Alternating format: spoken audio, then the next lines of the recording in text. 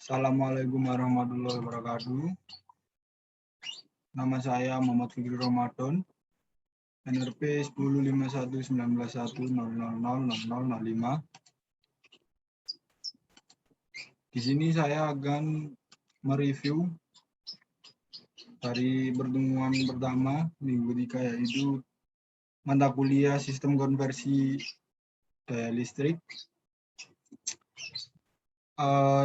Pertama, di sini bahasan kita ada 5, yaitu yang pertama power electronic reverse, yang kedua power conversion need, yang ketiga power semiconductor device, yang keempat power electronic system, yang terakhir yang kelima yaitu power electronic application.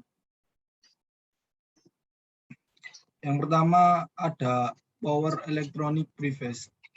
Apa itu? Elektronika yaitu daya merupakan salah satu bidang ilmu yang mempelajari dan membahas aplikasi elektronika yang berkaitan dengan peralatan listrik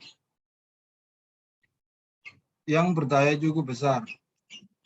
Berbagai macam peralatan dan aplikasinya nyata di industri yang menggunakan sumber listrik memiliki kapasitas daya yang sangat besar.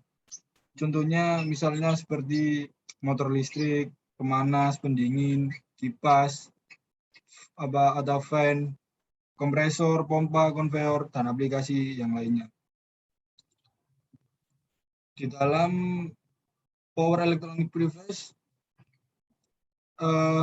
terdapat unit satuan listrik umum. Yang pertama ada volt, ampere, watt, volt ampere, power vector, resistor, induktor, kapasitor, total impedensi.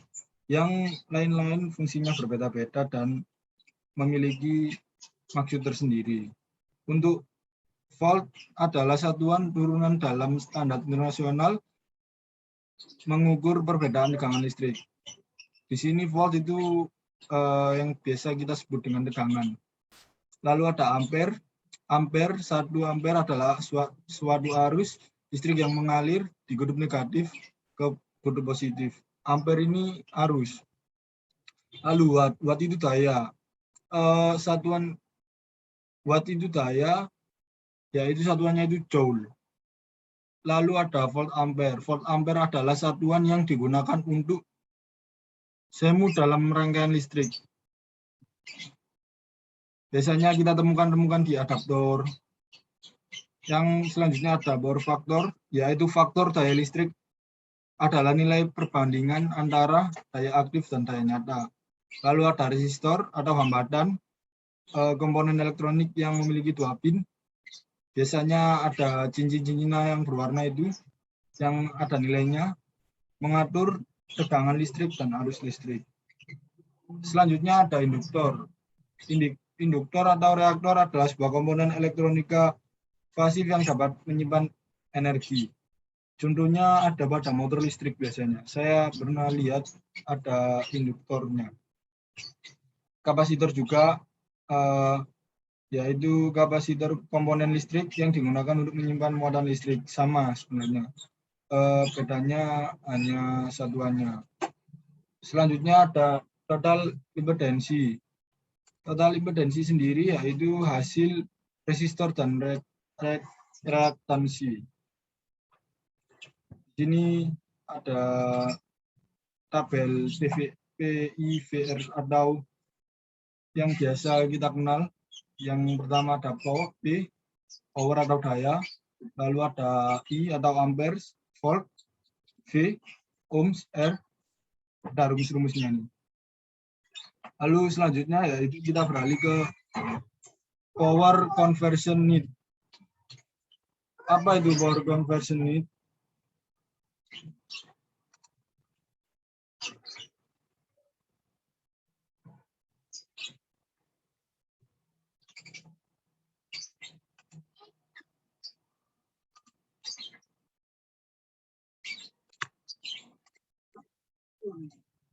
Gak usah, mari.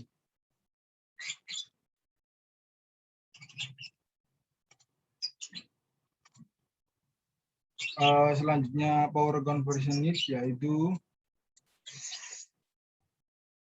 maksud dari conversion need itu ya butuh mengubah. Misal ada pengubah arus AC ke DC atau DC ke AC. Di sini ada misal generator AC itu AC, nanti outputannya motor.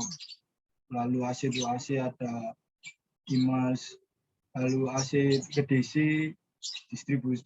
distribution yaitu misalnya ke komputer atau alat-alat elektronik.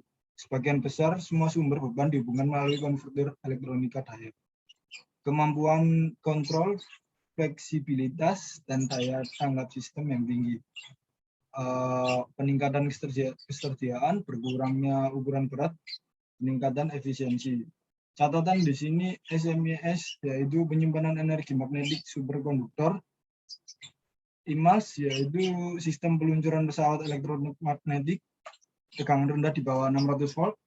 Tegangan menengah yaitu di 600 sampai 69 kV. Tegangan tinggi yaitu di angka 69 sampai 230 kV. Adapun tegangan ekstra tinggi 230 sampai 1100 kV. Tegangan ultra tinggi lebih dari 1100 kV. Selanjutnya kita ke power semiconductor device. Ada beberapa device yang kita bahas di sini. Yang pertama yaitu power dioda. Dioda umumnya yaitu sebagai penyearah. Lalu ada tracer yaitu perangkat semikonduktor 4 lapisan body P dan N. Lalu ada GTO tracer, gerbang turn off, jenis khusus tracer yang merupakan perangkat semikonduktor daya tinggi.